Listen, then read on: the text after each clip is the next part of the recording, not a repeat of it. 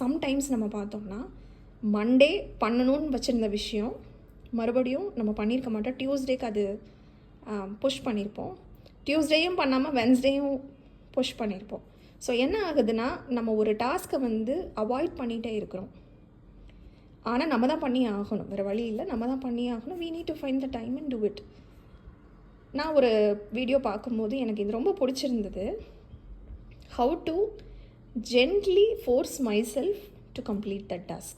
அது எப்படி பண்ணலாம் அப்படின்னா, நீங்கள் டே பிளானிங் பண்ணும்போது that one thing, இன்றைக்கி நான் பண்ண வேண்டிய அந்த ஒரு காரியம் இதுதான், நான் எனக்கு அதுக்கு மேலே நான் எத்தனை டாஸ்க் வச்சுருந்தாலும் பரவாயில்ல, but that one thing that I want to complete today, that one thing அப்படின்னு எழுதி, இந்த நீங்கள் போஸ்ட்போன் பண்ணிகிட்டே வந்தீங்க இல்லையா அந்த ஒரு பர்டிகுலர் டாஸ்க், அதை எழுதி வச்சுக்கோங்க. let us make it a point, அந்த அன்னைக்கு அந்த டாஸ்க்கை நான் at any cost நான் பண்ணி முடிக்கணும். So in a way we are actually gently forcing ourselves to do the task and get it done. and I'll tell you, உங்களுக்கு அது ஒரு பெரிய ரிலீஃபாக இருக்கும்.